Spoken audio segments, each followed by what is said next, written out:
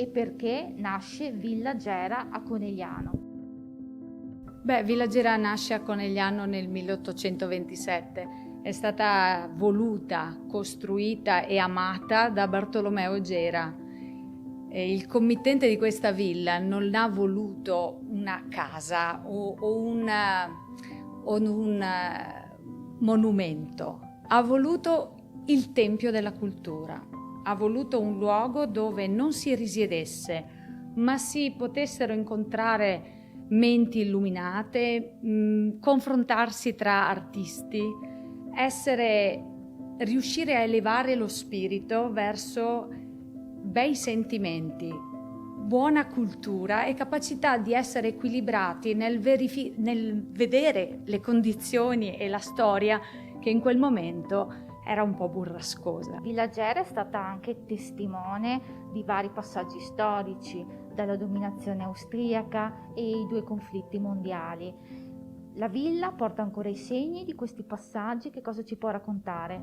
Ma la villa sicuramente porta tanti segni, a partire dall'affresco che impreziosisce la cupola, che è stato fatto da Giovanni de Min, che apparentemente racconta la storia di Cesare contro gli Elvezi. In realtà dietro c'è proprio un monito agli asburgici. Inviterei casomai a venire a trovarci per conoscere tutti i misteri di questa cupola, perché è veramente una cosa straordinaria. Per quanto riguarda il passaggio storico attraverso le 2 guerre mondiali, purtroppo qui abbiamo segni indelebili, sia segni che testimoniano il passaggio della Prima Guerra Mondiale, quindi messaggi ancora scritti sulle mura di questa casa in tedesco, e sia un'ala intera della villa che è stata bruciata nel 1943. È stata questo, diciamo così, il lascito, tra virgolette, di quel bruttissimo periodo storico. Quali sono i ricordi che di più la affezionano a questa villa? Diciamo che quello che la villa mi ha lasciato, ma mi hanno lasciato forse ancora di più i miei nonni, che hanno vissuto qui insieme a me e ai miei genitori, mi hanno lasciato la voglia di sentire queste mura che respirano proprio di scambi culturali.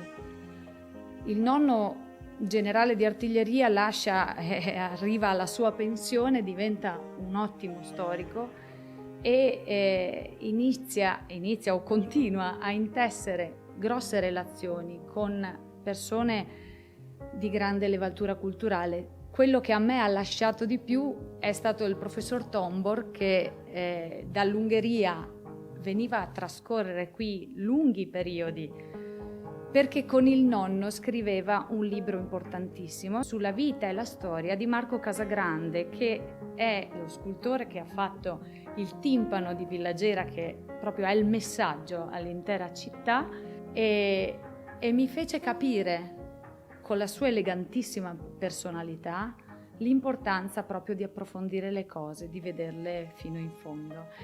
Ecco, questo è il lascito di Bartolomeo Gera. Questa casa deve essere fonte di cultura. Ci troviamo in un gioiello dell'arte e della storia, ma quanto è difficile mantenere e conservare un patrimonio storico di questo tipo?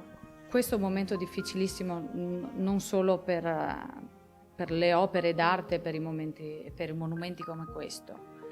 È chiaro che una volta chi li ha costruiti aveva delle disponibilità che non esistono più, c'era un'economia che non esiste più.